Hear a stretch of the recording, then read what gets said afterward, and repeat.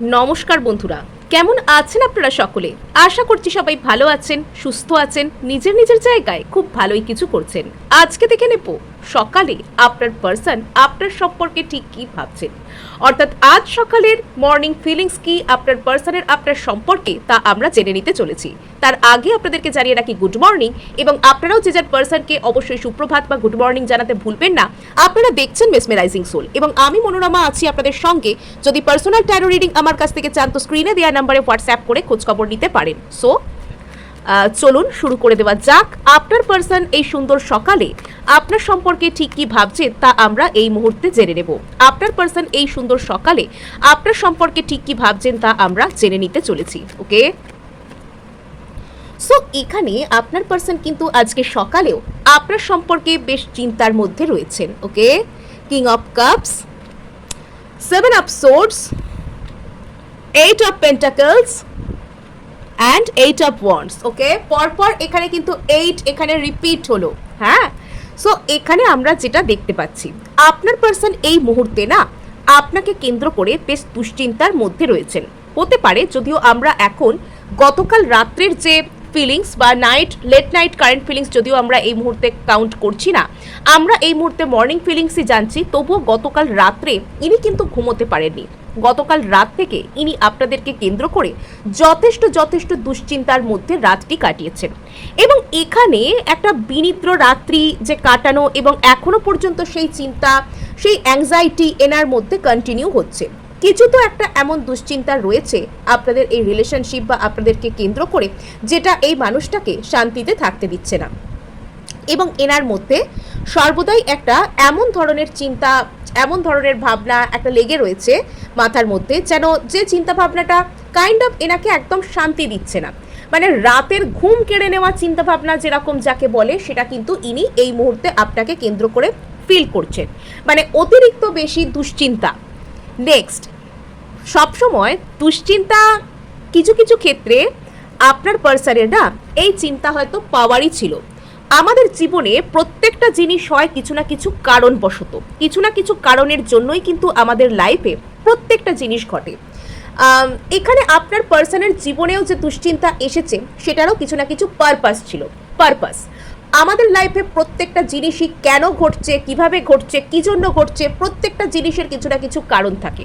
হয়তো আপনার পার্সন অতীতে কোনো একটা ঘটনার ডিপার লেভেল, গভীরে পৌঁছতে পারতেন না।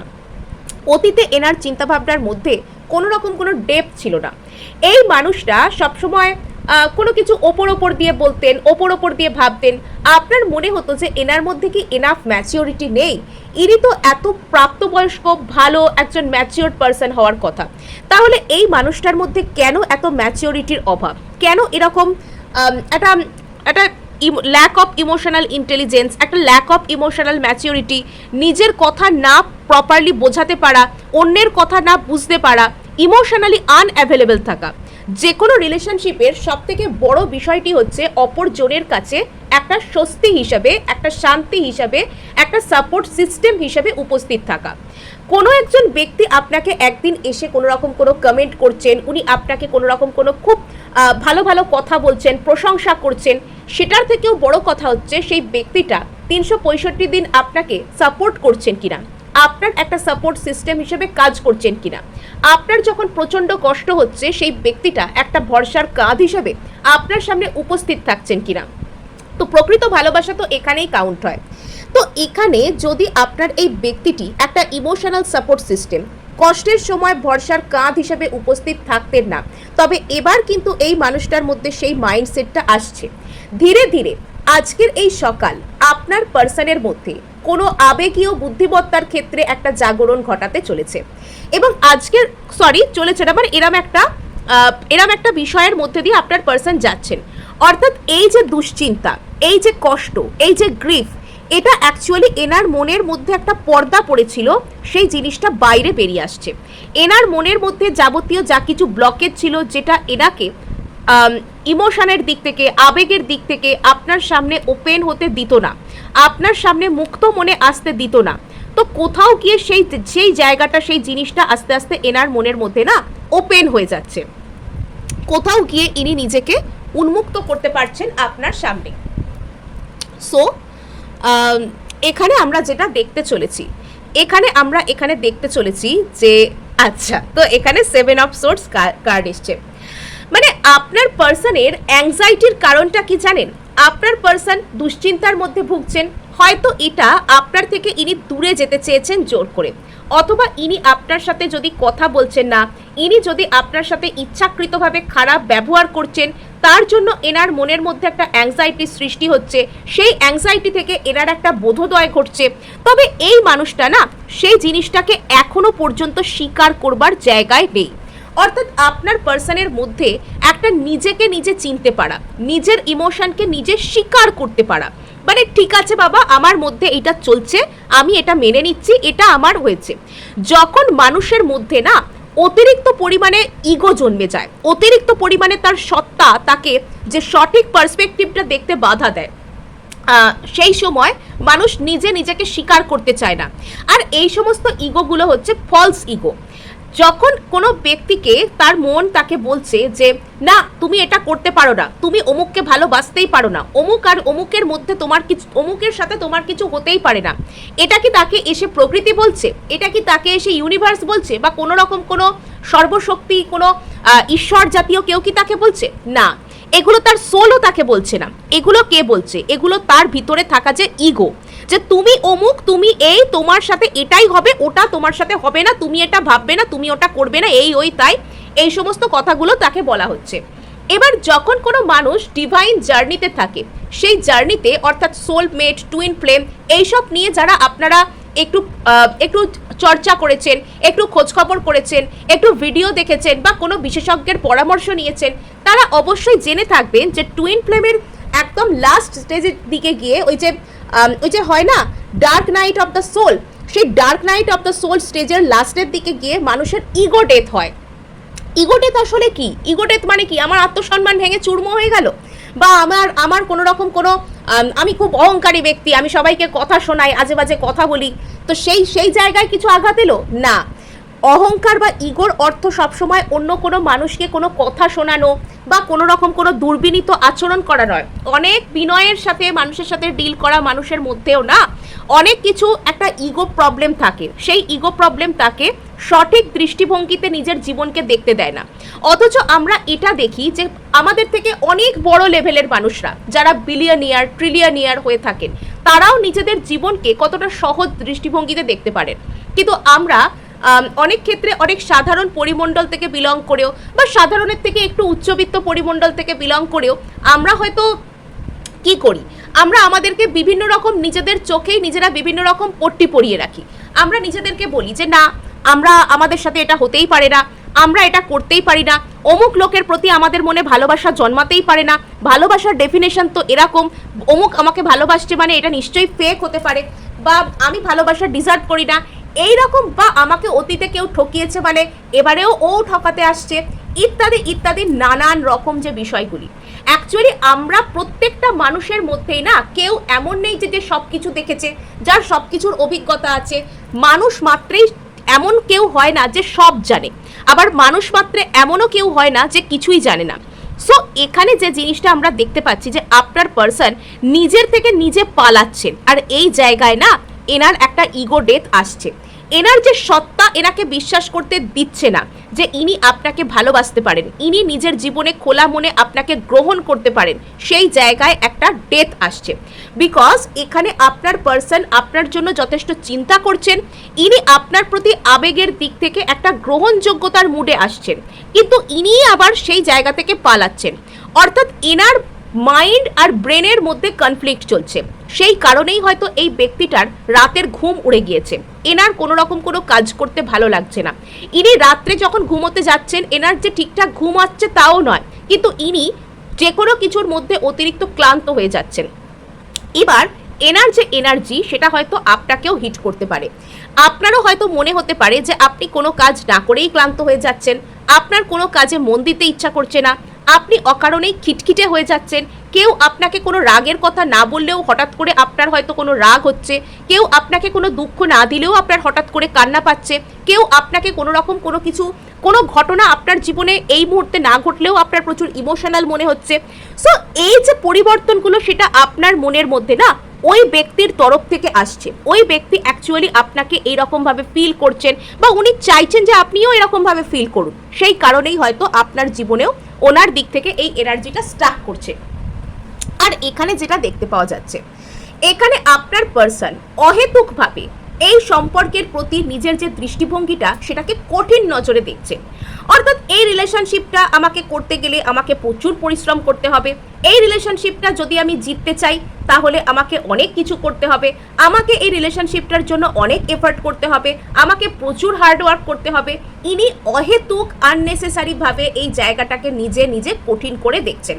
হয়তো সেভাবে দেখতে গেলে, যুক্তি দিয়ে দেখতে গেলে না, আপনার আর এনার মধ্যে সম্পর্কটা একটা ঠিক করা বা সম্পর্কে একটা যোগাযোগ করা বা সম্পর্কটাকে একটা সুন্দর দিকে নিয়ে যাওয়াটা হয়তো তেমন কোনো কঠিন ব্যাপার নয়।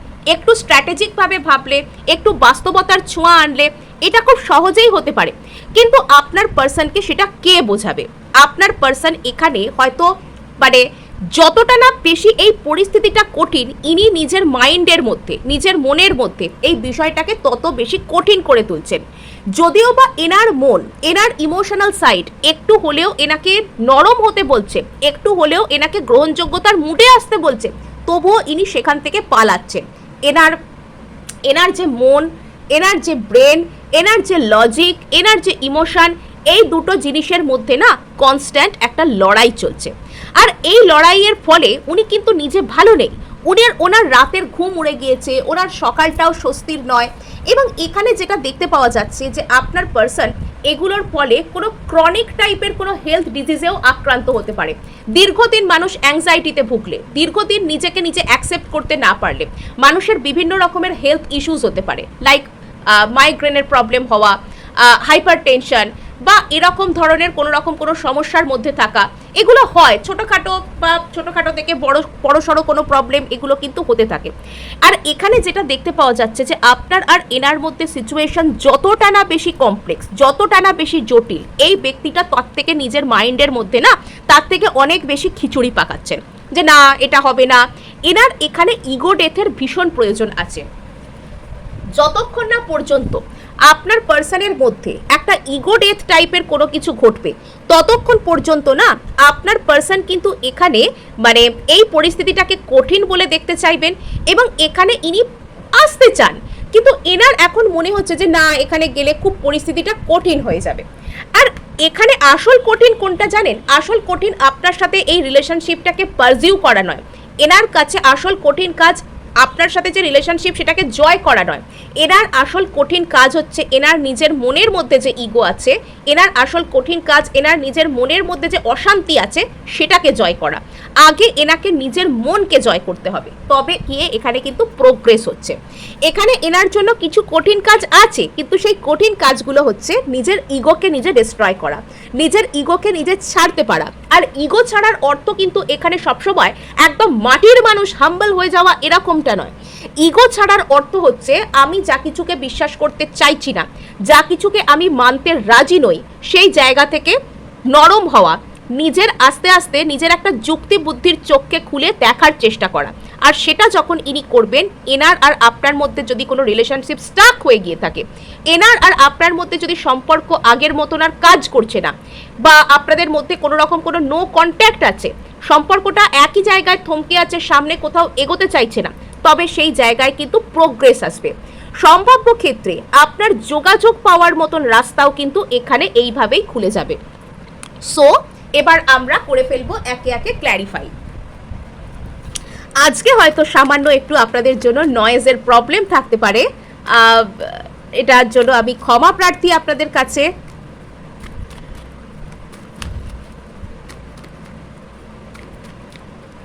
ওকে, সো এখানে আচ্ছা খুব ভালো কথা। অর্থাৎ আপনার পার্সন, ওনাকে না নিজের উপর প্রচুর কাজ করতে হবে। আপনার পার্সন এখানে যে সমস্ত বিষয় নিয়ে অতিরিক্ত দুশ্চিন্তা করছেন, সেই সমস্ত বিষয়গুলো নিয়ে যখন মনের দিক থেকে সহজ হবেন, সেই সমস্ত বিষয়গুলোর মধ্যে যখন উনি নিজেকে ভালোবাসতে শিখবেন। নিজেকে ভালোবাসার অর্থ শুধুমাত্র কিছু দামি দামি জিনিস কিনে ব্যবহার করা, বা অনেকেই ভাবেন আমরা যখন সেলফ লাভের কথা বলি অনেকে মনে করেন যে রূপচর্চা করা বা কিছু দামি জিনিস কিনে অঙ্গে পরে নেওয়া। হ্যাঁ, এটা সেলফ লাভের অবশ্যই একটা অংশ, নিজেকে যত্ন করা অবশ্যই সেলফ লাভের অংশ, এখান থেকেই শুরু হয়। বাট এটা সবসময় সেটুকুতেই কিন্তু ইনক্লুড থাকে না, এটা এর বাইরেও কিছু থাকে। নিজেকে নিজে গ্রহণ করতে পারা, নিজেকে নিজে চিনতে পারা, নিজেকে নিজে ভালোভাবে বুঝতে পারা, এটাতেও কিন্তু সেলফ লাভ প্রয়োজন হয়।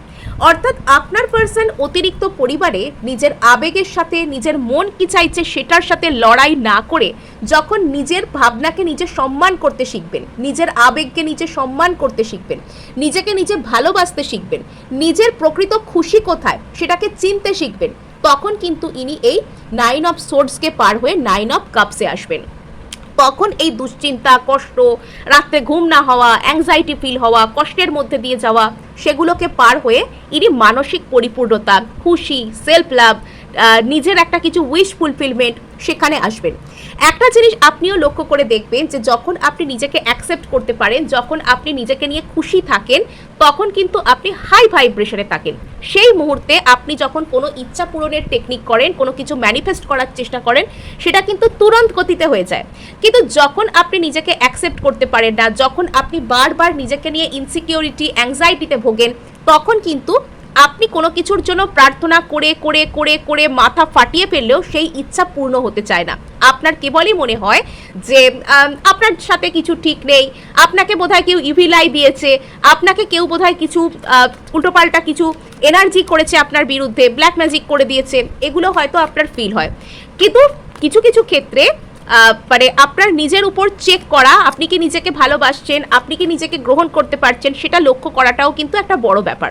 অ্যাকচুয়ালি ব্ল্যাক ম্যাজিকের পারপাসটা কি? ব্ল্যাক ম্যাজিক তো আমাদের অরা, আমাদের ভাইব্রেশনকে লো করে দেয়, দুর্বল করে দেয়, আর তখন সেখান দিয়ে বিভিন্ন রকমের নেগেটিভ জিনিসপত্র আমাদের জীবনে ঢুকে পড়ে, আর তার ফলে সব গন্ডগোল হতে শুরু করে, আর আমরা তখন কষ্ট পাই।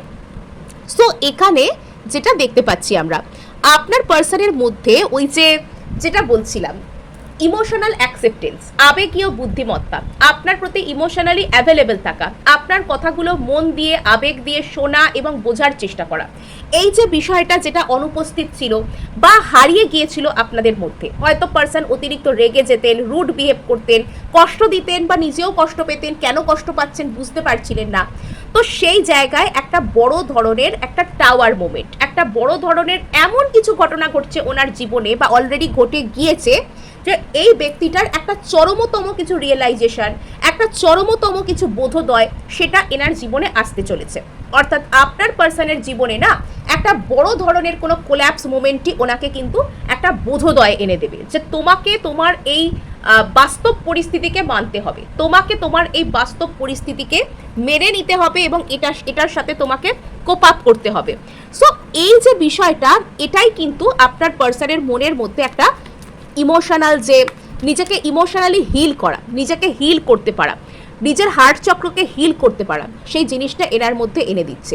অ্যাকচুয়ালি আমরা যখন কোনো যে জায়গায় দাঁড়ানোর কথা বা যে পজিশনে আমাদের থাকবার কথা, সেখানে আমরা থাকতে চাই না বা আসতে চাই না, ইউনিভার্স একরকম আমাদেরকে না ধাক্কা মেরে পুশ করে সেই জায়গায় পাঠিয়ে দেয়।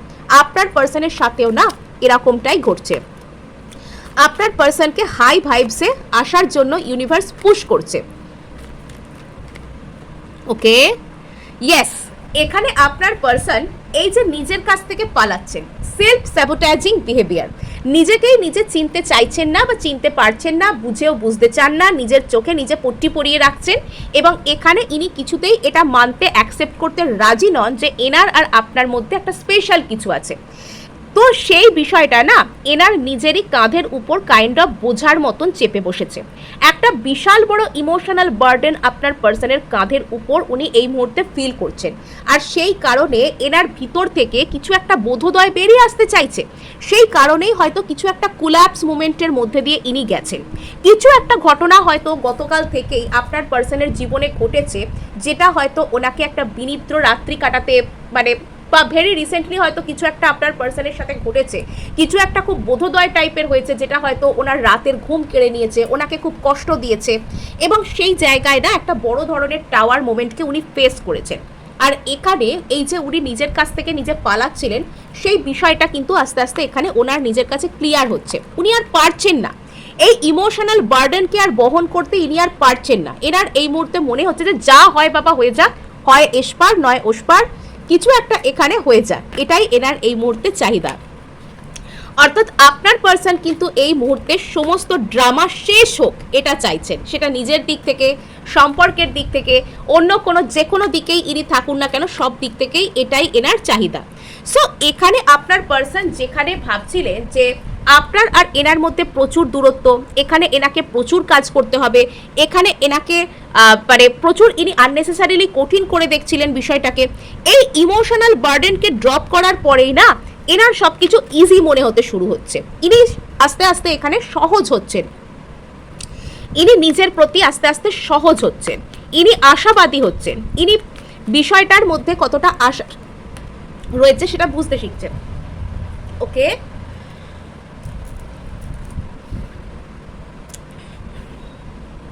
খুব ধীরে ধীরে কিছু একটা এখানে আপনাদের মধ্যে ম্যানিফেস্ট হচ্ছে, একটা কমিউনিকেশন, একটা স্টাক থেকে সামনের দিকে এগোনো কমিটমেন্টের মতো কিছু সলিড কিছু এখানে আপনাদের মধ্যে ম্যানিফেস্ট হচ্ছে।